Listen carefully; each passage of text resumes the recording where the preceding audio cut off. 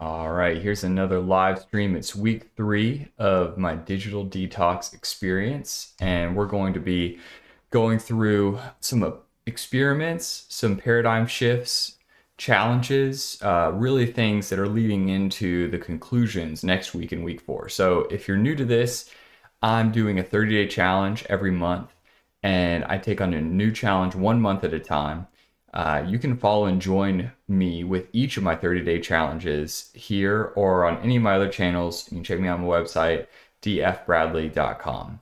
So it's 3 weeks into this 30-day challenge, digital detox. And in this session, I'm going to be going through some of my personal, family, and work-related observations and some ways I've been experimenting with this. If you want to join in a 30-day challenge, you can start now. Start at the beginning of the month, but next month is going to be a whole new theme, and I'll release that next week with what I'll be doing in the month of June 2023. So if you ever feel like your smartphone commands your attention and is in control of, where you're investing your time and your energy, then you're coming to the right place because this is just part of the experience that we've been going through. And so the book I've been reading, every month I like to read a book along with each of these challenges. And the book that I'm reading now is Restless Devices, Recovering Personhood, Presence, and Place in a Digital Age by Felicia Wong.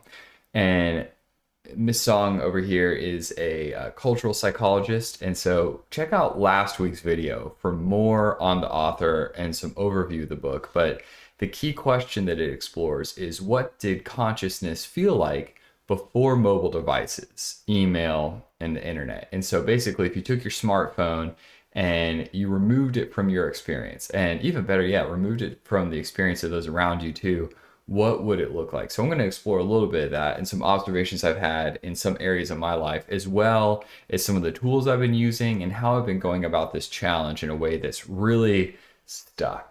Sometimes you go through these, it feels like a New Year's resolution, and it doesn't really stick. But this approach has really worked for me. I've really stuck with it, and it's really started to show up in some really powerful ways in my life. And so one of those ways that I like to start with real quick is in my personal life. This is just me, myself, and I, my experience day to day. And it's been less about the time saving, because I started out there. I started out talking about how it's saving me time, and it's been much more about the anxiety. And that I feel that before this month, I had a lot more anxious moments. And I know that, statistically, we as people are having a lot more anxiety, and it's on the rise. But I felt that having, the overall stimulation has lowered my anxiety. It's actually lowered my heart rate on average. Over the past few weeks, I've got some measurably lower resting heart rate than I did in weeks prior. And I measure that with my Garmin watch. And so this is it's a Vivio Move. So it's not a big bulky watch. It's pretty small form factor. It's just got one little LCD screen. I have it set to just show me what the temperature is outside, but it gives you all that other stuff. It tracks your heart rate. It's kind of like, in the same vein of the phone I've been using, the light phone. It is stripped down. So I can get notifications, but of course I don't have it connected to a phone, and it Bluetooths to whatever device you want to get the data. But if it's off of Wi-Fi, I haven't really been using as much. I've got another Garmin watch I use for, more intense training, and it connects with the heart rate strap and things like that. But, this one has just been my great go-to everyday carry watch. And, the lack of notifications buzzing on my wrist has been helpful, but it also provides me some real metrics and feedback when it comes to my lower heart rate and the anxiety level reducing. So the other side of that when it comes to fitness is just writing down my workouts. And I know that in the past I would rely on my smartphone pretty heavily for writing down what my workout plan was, how my sets and reps are going, tracking my max, everything like that if I'm lifting, or my pace if I'm running, and just having that in a log somewhere using, one of many apps that I use.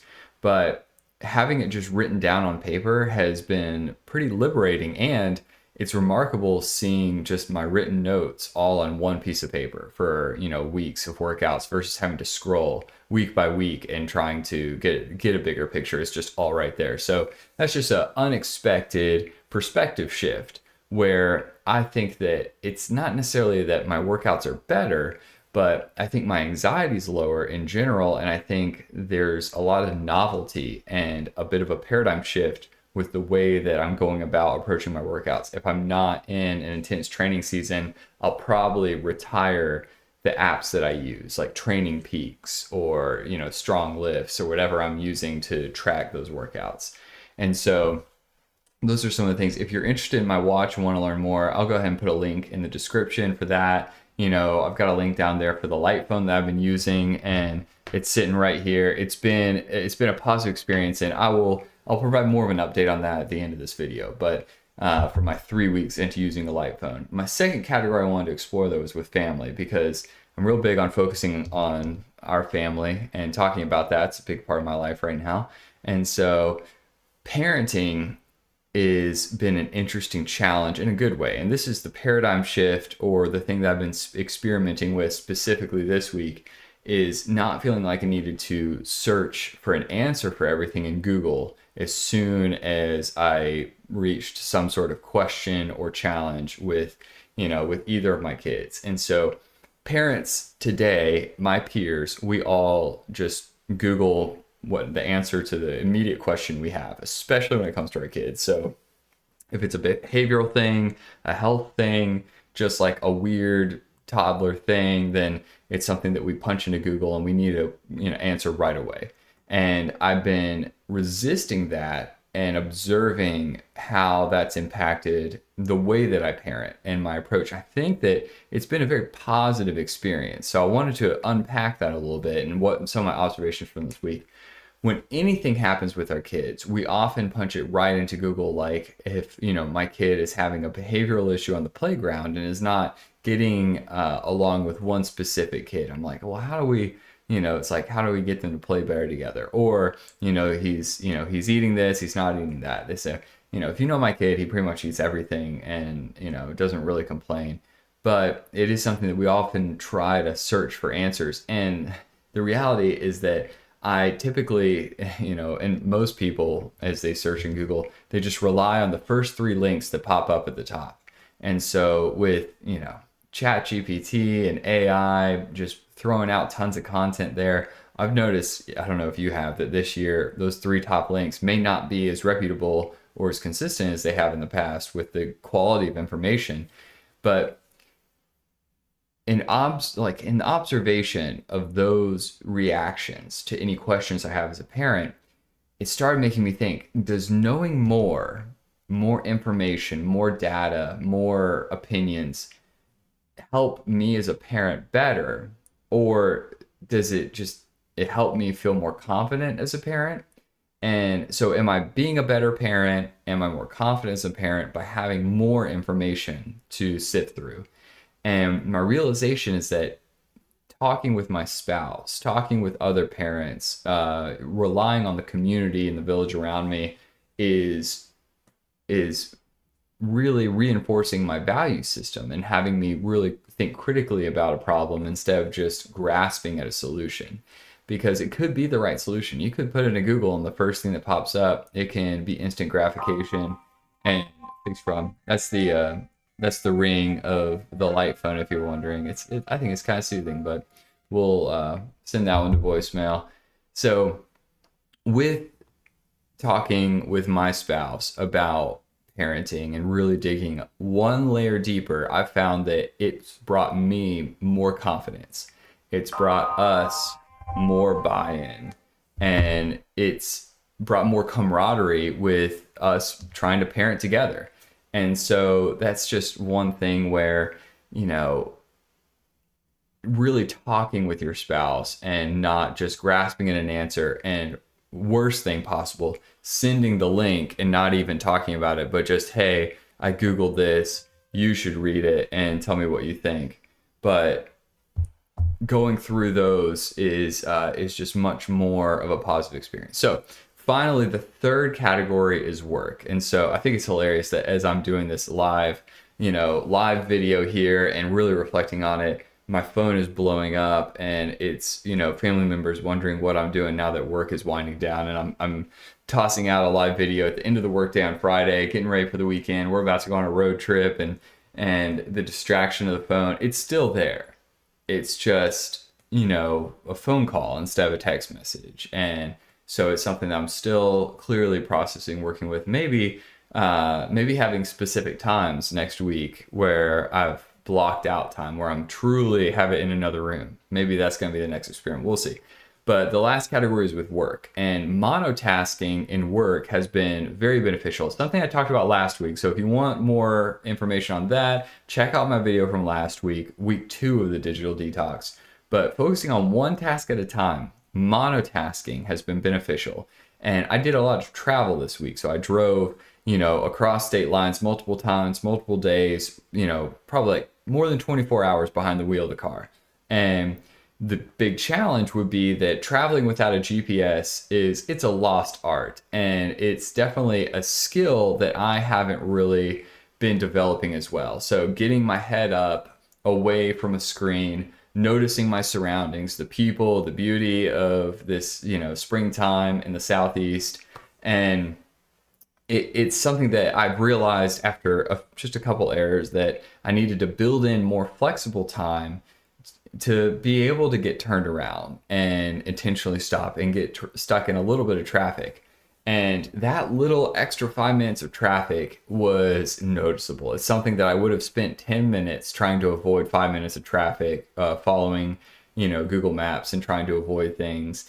But not having that at my fingertips was overall a positive learning experience. It was stressful at times, and everything worked out great. But in the moment, I was like, man, I really wish I could just try to avoid this tension in this conflict. And I think that's the core. That's a deeper realization that I'm realizing, that the paradigm shift is using a smartphone as a source of comfort in the sense that it's avoiding tension, conflict, challenge, just discomfort. It's about convenience, and it's providing a lot of conveniences in our life. But at what point is that convenience a detriment to our just strength, our resilience as people? And so I think that being able to drive and follow directions handwritten down, and to be able to get turned around and navigate the world without relying on a smartphone is a skill that's quickly leaving our society, and something that it's worth having. Just one more skill in the toolbox. And I think it makes us a resilient people to be able to do that. So that's where with work I've started to learn a bit more about myself. And I guess the paradigm shift and the experiment there is specifically with traveling, and to be able to focus on one thing and to be able to get my head up out of a screen at a predictable way. So with the light phone, I mentioned, it's popped up a couple of times in this video and made itself known. People seem shocked that I genuinely enjoyed this experience. And using the light phone and using a phone without internet has been overall something that I will probably continue to do far after this month. And so maybe if I'm traveling, I may switch over, it just depends on how complex my schedule is. But day to day, this is a better way to be. It's just a better approach, and it is, been a positive experience. This lowered my heart rate. Again, check out that watch link in the below, because if you're not getting that data feedback, then you're missing out on a large part of this experience. So with the light phone, directions are difficult. Now they have a directions function where it will list out your turn-by-turn directions as text. There's no map, there's no, traffic feedback, things like that. So I've resorted to handwritten directions in a journal sitting next to me in the passenger seat. And honestly, directions are less complex than I remember them being as, before the age of a cell phone or a smartphone, but still easy to get turned around, and something that I need to work on. It's just a skill that I have. It's just a skill set. So that's part of the challenge there, and that's what I've done to overcome the directions aspect of the light phone. But it's still there. It's still a good feature. And none of my close family or friends have had negative feedback about my reduced participation in group chats and text messages. And I was certain that people would miss my memes. I was very confident that at some point in this experiment, people will be like, man, we've really missed all of your great insights and your participation in this group text. And I've gotten none of that. In fact, I don't even know if most people notice unless I've told them or showed them that I've switched phones. So I find my conversations with those people to be more robust once we're finally in person together, where instead of being in constant communication and it all being surface level, when I actually sit down with someone and have a real conversation, I get to tell them about all these things that have been going on in my day, my week, my life. And I think that that's a net positive thing, to not feel like we need to be in communication with everyone at a surface level at all times, but then we are with each other, we tend to value that time even more. So that's something that I look forward to really playing with in the coming weeks. And so finally, as I've been reading this book, Restless Devices, I've got a lot of quotes and a lot of thoughts, and it's really spoken into my experience as I'm reading it through this experience. But the one thing I want to highlight with this book is it has become the thing that I fill my time with when I'm waiting for more than a few minutes. If I'm waiting in line somewhere at a grocery store or whatever, I've had this book with me, and I have it on my Kindle, so I still have access to, it's an ebook, but it's not distracting. There's no notifications. And so I've got this ebook open, and it has been, it may seem obvious to people, but having a book to fill that time in is exceptionally more fulfilling than social media. And I know there's some irony in that you're probably watching this either as a clip or the full video on YouTube or on some social media channel in your feed. And it may seem obvious, but just having this book is profoundly fulfilling, to be able to just sit and read a book. Usually I always read a book in the mornings or evenings in like a set aside time. I love reading, but I would really have to carve out time for it. But having it just as good filler throughout the day and has just been a really positive thing. So I would recommend you, if you're going to do a digital detox for 30 days, you're going to follow this plan, to get this book. And it's got a link below. It's called Restless Devices, and it's been very fulfilling for those reasons. So next week, we're going to talk about conclusions, results, findings, applications for the future, and really round out my 30-day experience and reflect on it, and also release what my next month's challenge is going to be. So every month it's going to be a challenge, a specific topic. It's going to follow this format. And I'm really considering using this as a platform to create some way for people to have a packaged experience to go through this 30-day digital detox, because I've benefited greatly from it. I think that it's something that everyone could benefit from at some point in their life. Most of us are in a chapter where we would benefit from 30 days to step aside from our smartphones. And so I'm going to create a way for people to journey through what I've experienced in a very digestible format. So if you have any ideas about that, please let me know. Feel free to send me an email. You can reach out to me via my website, dfbradley.com. The link's down below, and I'll see you next week for the conclusion